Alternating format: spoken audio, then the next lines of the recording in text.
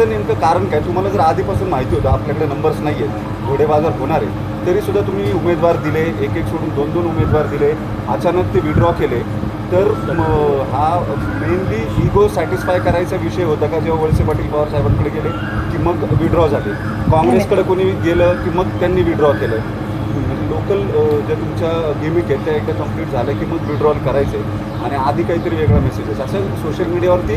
नाही बघा, लोकशाहीमध्ये प्रत्येक बोलायला अधिकार आहे. मला ही इलेक्शन कधीच रंगत वाटलं नाही. काय रंगत होतं या इलेक्शनमध्ये, आणि घोडेबाजार इतका जाईल असं मलाही वाटलं नाही, हे मी मान्य करते. आणि मीटिंग्समध्ये मला काय फार ह्याच्यात एक्साइटमेंट कुठे मला तरी दिसली नाही, मी त्या सिस्टममध्ये असले तरी. हे एक इलेक्शन आहे. रंगत कधी येते? जेव्हा लोकसभा, विधानसभा, कॉर्पोरेट, उसमें मजा आता है. जेव्हा पारदर्शकपणे तो असतो, ती फाईट असते, त्या फाईटमध्ये मजा. या इलेक्शनमध्ये आता मध्ये राज्यसभेचं इलेक्शन झालं, सगळेच अनअपोज झाले, नंबर सगळ्यांकडे ते गुणागोविंदांनी झालं असते. तुम्ही म्हणलं घोडेबाजाराचं ठीक आहे, इतर ठिकाणी पण पुण्यातल्या जागेवर आम्ही हाच प्रश्न विक्रांत काकडेंना विचारला, जे बिनविरोध आमदार झाले ते म्हणजे घोडेबाजार संबंध येतं पुढे. म्हणजे माझ्याकडे 800 मतं होती, यांच्याकडे फक्त 50-60 मतं होती. 50-60 नाही, आमची 150 होती. असं त्यांनी दावा केला. ठीक आहे, दावा करायला काय, प्रत्येक लोकशाही आहे. घोडेबाजार मला करायची गरजच नव्हती, केला तर त्यांनी केला. हे बघा, एक ते वयाने लहान आहेत, नवीन आलेत, माझ्या शुभेच्छा आहेत त्यांना. त्याच्यामुळे आता ते काय बोलले याला उत्तर मला देणं वाटत नाही. लोकशाहीमध्ये प्रत्येकाला बोलायचा अधिकार आहे, बोलतील ते, त्यांना वाटेल ते. तुमच्या भूमिकेमुळे ते बिनविरोध आले की काय हो, आले ना, मान्य करतो ना, मी कुठे नाही म्हणते. पंढरपूरमध्ये रोहित पवार अन्नत्याग आंदोलन करणार आहेत, संपूर्ण कर्जमाफी करावी पक्ष म्हणून तुमची काय भूमिका असणार आहे? नाही, मीही तुमच्या चॅनलवर आज सकाळी ती बातमी पाहिली. मी फोनही रोहितला केला, तो भाषण करत होता. नंतर मी या कार्यक्रमात आहे. मग अर्थातच अन्नत्याग ही खूप टोकाची भूमिका होते. त्याच्यामुळे मीही रोहितला विनंतीच करीन की पहिली पॉलिसी होऊ दे, त्याचा वाटप होऊ दे. अन्नत्याग वगैरे या गोष्टी म्हणजे लोकांसाठी एवढी भूमिका घेतल्या, ह्याला हिंमत लागते, त्याचं मी कौतुकही करते. पण पहिलं पॉलिसी काय आहे, काय आहे हे सगळं समजून घेऊया आणि मगच करू. आणि अर्थातच माझी विनंतीच राहील की कोणीही म्हणजे रोहितनी पण आणि कोणीच अन्नत्याग वगैरे करू नये. मोठी लढाई आहे आणि या लढाईसाठी आपण सगळ्यांनी ताकदीने उतरलं पाहिजे. माझी रोहितला विनंती राहील की अन्नत्याग करू नको, पॉलिसी येऊ दे, वाटप होऊ दे.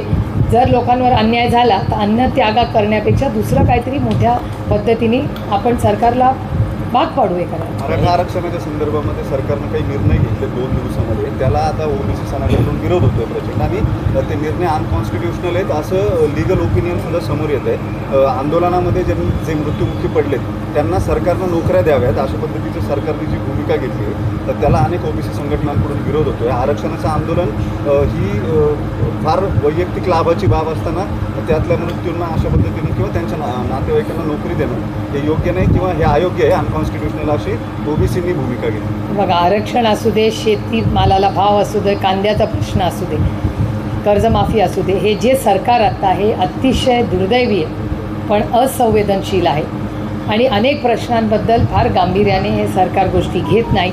आज महाराष्ट्राची आणि भारताची आर्थिक परिस्थिती अडचणीत प्रचंड आलेली आहे. पुढच्या काही कालावधीमध्ये नोकऱ्या असतील किंवा तुम्ही सगळा डेटा भारत सरकारचा बघा किंवा महाराष्ट्राचा बघा, हा आर्थिक अडचणी यापुढे फार मोठ्या आव्हान म्हणून आपल्यासमोर उभ्या आहेत. महागाई, बेरोजगारी आणि भ्रष्टाचार.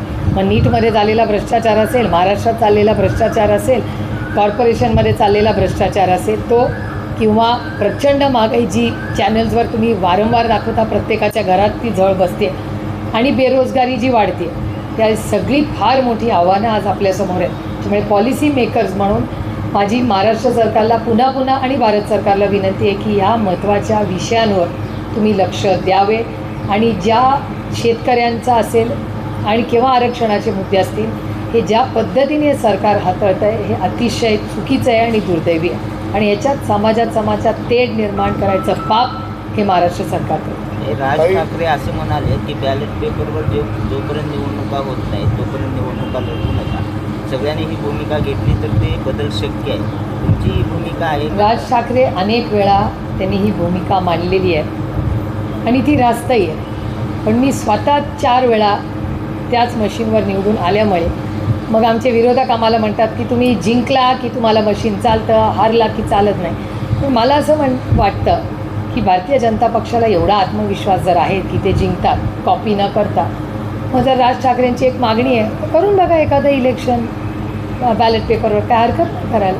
सगळ्याच विरोधी पक्षांनी निवडणुका लढवू नये असं त्यांचं म्हणणं आहे. हा त्यांचा एक मुद्दा आहे. आवाहन केलेलं नाही आहे. नाही, त्यांचा हा प्रश्न आहे. आमची इंडिया अलायन्सची मीटिंग 8 तारखेला आहे.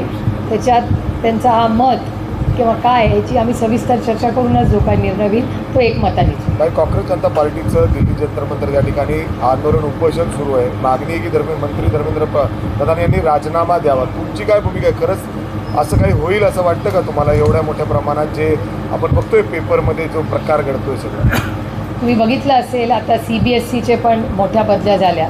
प्रशांत लोखंडे जो एक मराठी सुपुत्रावर ही मोठी जबाबदारी दिली आहे, ही आपल्यासाठी खूप अभिमानाची आणि कौतुकाची गोष्ट आहे. आणि योगायोग बघा की आदरणीय पवारसाहेब केंद्रात मंत्री होते तेव्हा त्यांच्या टीममध्ये प्रशांत लोखंडे होते. त्याच्यामुळे आमच्या सगळ्यांसाठी एक इमोशनल गोष्ट आहे की एक मराठी मुलगा त्याच्यावर आज देशाची जबाबदारी एवढ्या मोठ्या शिक्षणाची पडली, खरंच अभिमानाची गोष्ट आहे. पण त्याचबरोबर ज्या पद्धतीने शिक्षण खात्यामध्ये जो भ्रष्टाचार झाला हा अतिशय दुर्दैवी आहे. त्याचा आम्ही जाहीर निषेध करतो आणि माननीय प्रधानमंत्र्यांनी त्यांच्या मंत्रिमंडळात बदल करावे आणि अशाच व्यक्तीला जबाबदारी द्यावी ही मागणी ही मला रास्त वाटते. धर्मेंद्र प्रधान यांनी राजीनामा मागता का तुम्ही? ते बघा, मला असं वाटतं एक मॉरॅलिटी ही योगायोगाने ते एक बिल आहे, हे ह्याच सरकारने आणलं आहे 130th अमेंडमेंट, की एखाद्यावर आरोप झाला आणि 30 दिवसावर त्याला जर जेल झाली तर त्याला प्रधानमंत्र्यांना, मुख्यमंत्र्यांना किंवा प्रधानमंत्र्यांना एखाद्या मुख्यमंत्र्यालाही काढून टाकायचा अधिकार त्या बिलात येतो. आणि त्याला या सरकारने कॉन्स्टिट्युशनल मॉरॅलिटी हा शब्द त्या बिलमध्ये वापरला. मला कॉन्स्टिट्युशनल मॉरॅलिटीचाच प्रश्न हा आजच्या सत्ताधाऱ्यांना विचारायचा की एवढा मोठा आरोप झालेला असताना कॉन्स्टिट्युशनल मॉरॅलिटी ही काय फक्त बिलामध्येच राहते का? मग तुम्ही जेव्हा म्हणता कॉन्स्टिट्युशनल मॉरॅलिटी घ्या, मग हीच तुम्हाला लागू होत नाही. मग बिल करताना विरोधकांना आईस करताना इन्कम टॅक्स, CBI खोट्या नंतर वॉशिंग मशीनमधून स्वतःकडे घेताना कॉन्स्टिट्युशनल मॉरॅलिटी येत नाही, ती फक्त विरोधी पक्षालाच येते. आणि यांच्याकडे सबकुछ चंगी आहे. हा चंगा मग तुम्ही काही केलं तरी पक्ष काय तुम्हाला पदावरनं काढत नाही. हा जेव्हा एक आत्मविश्वास येतो ना त्याच्यातून समाजाला काय तुम्ही शिकवता? शिक्षण मंत्री देशाचा त्याच्यावर आरोप होतात, मुलांची आयुष्य उद्ध्वस्त होतात आणि त्याच्यावर सरकार काहीच करत नसेल हे अतिशय दुर्दैव. काही पुष्पेंद्र सिंग नावाचे एक फायनान्शियल एक्सपर्ट आहेत, एक भीती व्यक्त केली आहे काल की इतिहासातला सर्वात मोठा रिअल इस्टेट क्रॅश जो आहे तो येत्या काही महिन्यात, काही दिवसांमध्ये पाहायला मिळेल, ज्याच्यामध्ये मुंबई, बेंगलोरसारखे जे शहरं आहेत याच्यावर याचा मोठा फटका बसेल. मला असं वाटतं की या सर्कलमध्ये या सगळ्या गोष्टी बघा, या गोष्टी होत असतात. त्यामुळे झालं तरी आश्चर्य मला वाटणार नाही एकतर. आणि ते इकॉनॉमिक क्रायसिस तर चाललंच आहे ना. हा डेटाच सांगतो केंद्र सरकारचा, महाराष्ट्र सरकारचा. आता मी कालच प्रेसशी बोलत असताना त्यांना सांगितलं की केंद्रातून डेव्होल्युशन फंड येतो. तो फंड आला की तो एक सर्टन 2 गोष्टींनी पैसे कलेक्ट होतात सरकार, टॅक्समधून आणि दुसरा एक टॅक्स असतो जो फक्त केंद्र सरकार कलेक्ट करतो. तो आता कसा टॅक्स आहे? आता एज्युकेशन सेस म्हणतात त्याला, टॅक्स म्हणत नाही. सेस सगळा केंद्र सरकार ठेवतो, तो राज्यांना देत नाही. आज एक काळ असा होता ज्या गोष्टी टॅक्समध्ये होत्या त्या सरकारने सेसमध्ये घेतल्या, म्हणजे सरकारचे सगळ्या राज्य सरकारचे पैसे काढून त्यांनी सेसमध्ये घेतले. आणि आजपर्यंत अनेक वेळा बजेटच्या सेशनमध्ये मी विचारले सेसचे पैसे कुठे जातात? सेस जेवढा कलेक्ट होतो शिक्षणाचा तेवढा शिक्षणावर खर्च होत नाही. मग हे मधले पैसे जातात कुठे? सर्व शिक्षा नावाच्या पैसे महाराष्ट्रात येतात, ते डायव्हर्ट होतात. RTEसाठी पैसे येतात जे सर्व शिक्षणाला जातात. सर्व शिक्षणाचे पैसे लाडकी बहीण योजनेला जातात. लाडकी बहीण योजनेमध्ये 50% महिला कमी करून आता नवीन नियम कायदे जातात. मग हे आधीचे पैसे आले कुठून, खर्च कुठे झाले आणि हा गॅप किती आहे हे अनेक वेळा तुम्हाला फिस्कल डेफिसिट मॅनेजमेंट FRBM ॲक्टबद्दल, म्हणजे तुम्ही आता म्हणाल ताई आली चला बाई परत हिचं FRBM ॲक्ट आलं, पण हा FRBM act is the crux, तो आत्मा आहे त्या बजेटचा. म्हणजे मी जर 100 रुपये कमवते आणि 200 रुपये खर्च केलं, दिवाळखोरीच निघणार ना माझी. तो बॅलन्स ठेवायला हा ॲक्ट, आणि ॲक्ट कोणी आणला? अटल बिहारी वाजपेयी साहेबांनी आणला आणि तो नंतर आणखीन ताकदवर केला मनमोहन सिंग साहेबांनी. मग ह्या ॲक्टचं काय होणार? लाडकी बहीण योजनेमधून महिला का एवढ्या कमी झाल्या, RTEचे पैसे का येत नाही, सर्व शिक्षा अभियानचे पैसे का वेळेवर पोचत नाही, हे प्रश्न आहेत ना. मग शिक्षणाबद्दल एक आता ही नीटच्या परीक्षेचा एवढा मोठा पर्दाफाश झाला आणि आता तर म्हणता येत नाही ना, 12 वर्ष यांचं सरकार आहे ना. आता तर 70 वर्षाचा हिशोब काढता येत नाही ना. आता 12 वर्षाचा कधी ना कधी हिशोब द्यावा लागेल ना. त्यालाच जोडून असा प्रश्न आहे की राज्यापासून केंद्रापर्यंत ज्या सगळ्या परीक्षा होत आहेत, ज्यामध्ये विद्यार्थ्यांचं तर स्वाभाविकपणे नुकसान होताना दिसतंय, कुठेतरी शिक्षणामध्ये देखील परिवर्तनाची गरज तुम्हाला वाटत नाही? कारण की आता AIचा मुद्दा जेव्हा साहेबांनी विचारला गेला तेव्हा त्यांचं देखील हेच म्हणणं होतं की हेच जर आधी केलं असतं तर कदाचित ती वेळ आली नसती. 17 वर्षाचा मुलगा CBSEच्या इथिकल हॅकिंगमधून सगळी ती सिस्टीम बाहेर आणतो आणि दाखवतो. कुठेतरी ही सगळी सिस्टीम बेसिक एज्युकेशनची सिस्टीम जी आहे तीच कुठेतरी फ्लॉमध्ये अडकली असं वाटत नाही? काय सिरियस नाही आहे हे सरकार.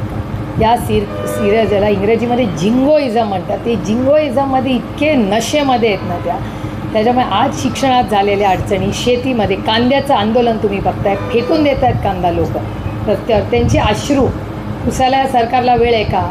घोडे बाजार करायला सगळ्या चॅनलवर दिसतात, पण सरकारमधला एकही व्यक्ती, मुख्यमंत्री सोडले तर कांद्यावर बोलतो का? एक व्यक्ती मला दाखवा. 3 पक्ष आहेत, 3 पक्षाचं सरकार आहे ना. कांद्याबद्दल जावं किंवा कोणीतरी लासलगावला जाऊन हिंमत करून दाखवावी आणि तिथे जाऊन बसावं. का नाही या सरकारला? दिल्लीत बसतात तिकीटं वाटवण्यासाठी या आता परवाच्या इलेक्शनची. त्याच्यासाठी वेळ सगळ्यांना होता जाऊन भेटायचा, पण शेतकऱ्याला आम्ही आता किती दिवस झाले त्या मीटिंगला, शेतकऱ्यांचे अश्रू पुसले का हमी भाव चांगला मिळाला का सगळा कांदा विकत घेतला? काहीच झालं नाही. त्यामुळे हे जे सरकार आहे अतिशय असंवेदनशील आहे. पक्ष फोडा, घडं फोडा. राष्ट्रवादी काँग्रेस फोडली, शिवसेना फोडली, आता TMC सेम मॉडेल. आजच सकाळी मला कुणाचा तरी फोन आला होता की तृणमूल काँग्रेसचा जसं आमचं केलं तसंच पक्ष फोडा, अकाउंट फोडा, सगळं फोडा. आता DMKमध्ये अजून काहीतरी गैरसमज चाललेत, AIDMKमध्ये चालेल. मग कुठल्या राज्यामधला विरोधी पक्ष साम दाम दंड भेद ED CBI इन्कम टॅक्स वापरून पक्ष फोडणे, सगळं संपवणे, काही दिवसांनी राहुलजी म्हणतायत हे खरं होताना दिसणारे, या देशात लोकशाही टिकेल का नाही असा एक मोठा प्रश्नचिन्ह आपल्या सगळ्यांच्या समोर उभं राहिलेला आहे. आणि संविधान खतरे में है हा जो ते तुम्ही सगळ्यांनी 2024मध्ये ऐकले, ते खरंच पुन्हा होतं आहे का काय असं मला हा सगळा डेटा सांगतो. काही जलसंपदा विभाग ते करणार, पण मुद्दा असा आहे की राजकारणात आयडिओलॉजीला काहीतरी महत्त्व असतं. त्या आयडिओलॉजीच्या मुद्द्यावर विरोधी पक्ष आज ज्या मतदारांनी तुम्हाला मतं दिली आणि तुम्ही अशा विधान परिषद ॲडजस्टमेंट करत असाल, मग त्याचं उत्तर काय आहे? विधान परिषदेचा, मतदानाचा आणि ह्या इलेक्शनचा काहीही संबंध नाही. एकतर मी स्वतःच बिल मूव्ह करणार आहे की हे इलेक्शन बंद तरी करा, नाहीतर ओपन वोटिंग करा. हे घोडे बाजार आणि हे असले सगळे उद्योग बंद झाले पाहिजे. तर हात वर करा, व्हीप काढा आणि त्याच पद्धतीने इलेक्शन झालं पाहिजे. ही माझी भूमिका असेल. काही दिवसात तुम्हाला माझं ते बिल पार्लमेंटमध्ये दिसेल. मी इलेक्शन कमिशनमध्ये जाणार आहे आणि मी या सगळ्या प्रक्रियेवर वेळ पडली तर कोर्टातही जाणार आहे. कारण का हे कुठेतरी थांबलं पाहिजे, हा मताची मी आहे. कुठल्याही बाजूला असू दे, सत्तेत किंवा विरोधात, या भानगडीच होता का मला. निवडून यायचं आहे तर या, आणि तुम्ही कशासाठी निवडून येत आहे ह्याची तर क्लॅरिटी असली पाहिजे. ह्यांच्यापैकी आयडिओलॉजी किती लोकांची क्लिअर आहे? तुम्ही निवडून आल्यानंतर कशासाठी, तुम्ही जरा विचारून बघा ना की तुम्ही पुढच्या 5 तुम्ही निवडून आलाय ना, काय तुमचा 5 पॉईंट प्रोग्राम सांगा, पटकन विचार बघूया. किती लोक तुम्हाला 5 पॉईंट प्रोग्राम सांगू शकतो. शिवाय दुर्दैव आहे की ज्या पद्धतीने राजकारणातला हा एक मोठा बदल जो होतो आहे त्याच्यामधून पॉलिसी मेकिंग हा विषयच राहिला नाही. आम्हीच काही लोक जे पॉलिसीवर बोलत राहतो आणि पॉलिसीवर, हार्डकोर पॉलिसीवर चर्चा, विरोध, चर्चासत्र या राज्यात आणि देशात थांबलेली आहेत. हे दुर्दैव आहे. आम्हाला कुठे चर्चा, आम्हाला पार्लमेंटमध्ये थोडी मिळते. आणि माझं भाग्य की बारामतीकरांनी एवढा म्हणजे बारामती लोकसभा मतदारसंघांनी माझ्यावर विश्वास दाखवला. मी 3-4 JPCsवर आहेत, त्या जॉईंट पार्लमेंटरी कमिटीवर खरंच पॉलिसीवर काम करायची संधी आम्हाला मिळते. ते सोडून मला पॉलिसीवर चर्चा, विरोध होताना तेच दिसत नाही. हे दुर्दैव. काही जलसंपदा विभागाचं कार्यालय म्हणजे जे सिंचन भवन आहे ते पुण्यातून सोलापूरला एक भाग आणि